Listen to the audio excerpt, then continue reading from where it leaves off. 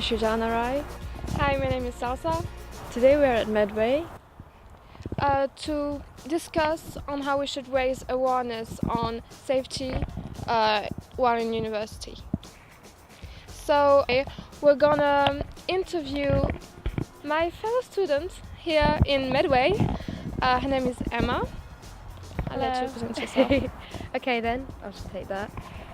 Hi, I'm Emma. I live at the Medway campus and I live in Liberty Keys. There was this recent death in the student accommodation. Yeah. So that's why we're raising awareness on that today. Yeah. Were you close to the flatmates of this student? Yeah. I went to his funeral on Tuesday. It was me, one of his flatmates, Bethan, and the student welfare professor, or whatever you call that, and the head of social science. He was my course mate, so I sat next to him in courses. We walked to course together, and basically what happened was he had a medical. He came here last year because he's 19. He came here last year, and he lasted until December, and then he found out that he had a heart condition, a quite serious heart condition. So we had to go home for medical reasons, and then he came back this year again. He has diabetes as well. He's had that since he was 11. And he came back here this year thinking it'd be better now he had more control over the condition he had. And he didn't tell his roommates the diabetes thing or the heart condition thing. He didn't tell them any of that. So they had no idea. And what happened was there was a sickness bug going around. It's still going around. And it only lasts about a day. And on its own, it's not serious. But with the diabetes and the heart condition as well.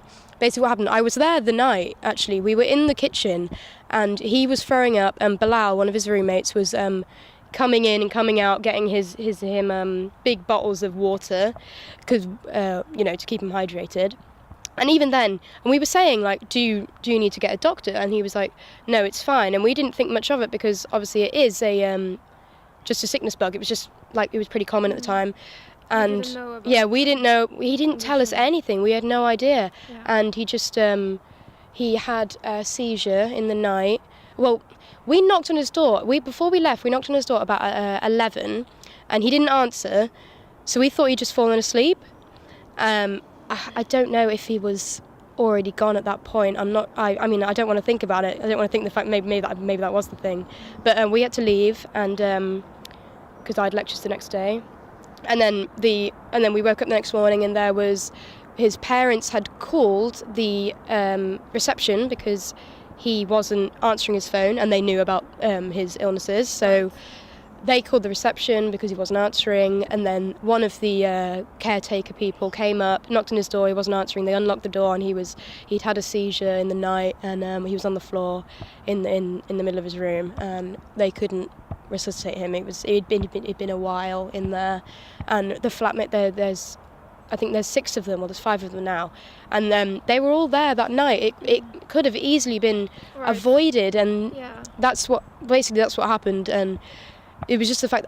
Thing is, the roommates, like I remember meeting them for the first time, and I was like really overwhelmed by how close they all were. It was insane. They used to have like movie nights every night. It was really cute. They were all really close, and so the fact it just important issue, they wasn't that close. Yeah, they weren't. They just didn't. I don't know why he didn't say anything, because it could have been even then, even with the sickness bug, he could have said something then, and we would have been able to stop it. Yeah.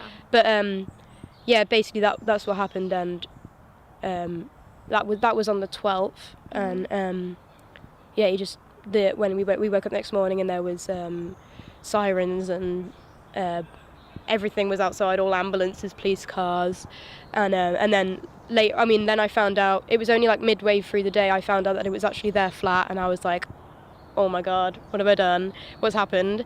And then later on I saw the black van with the men in the black suits, and I was like, oh god, what's happened? And that's basically it, and that's what happened. That was a big shock for everyone there.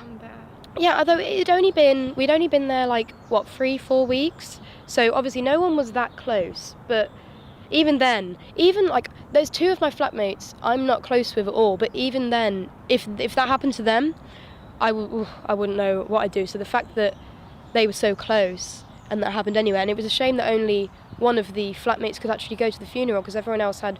I mean, he came. Adam came from the West Midlands, which is where I'm from, which is about 4 hours away, and the train journey was very expensive, so they couldn't go, unfortunately. So it was just me and Bethan that went. It was a nice funeral though. It was good, and so that's basically. Do you think it should be mandatory to know about these kind of things, the medical Definitely. issue that he was facing and stuff like that? Yeah, exactly. Yeah. I think when you meet your flatmates, I mean, I think that the actual like security team or the student welfare society should make it mandatory for other flatmates to know, like when you meet them, make a list of your medical conditions, Right. put them on your not your next of allergies. kin list, but like your if you make dinner for everybody. yeah, you need to know about allergies, things like that, all these sorts of things, and maybe put them on some kind of first. I don't know the word, but when you're in an accident or something and you're the first person they call or one of the first people they call, I feel like your roommates should be on that list because they do live with you, they're here with you. We're not with our family, we're in the middle of nowhere. Yeah, of course. Yeah, Yeah. we need someone we can rely on. Yeah, you need someone at all there. times. And then if you come back late, if you need to say before you go out, maybe I aim on coming back at this time, I plan on getting this bus, if I'm not back at this time, please, or just give me a shout, like text me when you're back, that sort of thing. I feel like that should definitely be more acceptable behaviour. I do feel like it is important to let your roommates know where you are because you are living with them, they're the closest, like the family you have at the moment. It's definitely important. I'm Salsa Bill, And Shrujana Rai. and this has been for KTV News.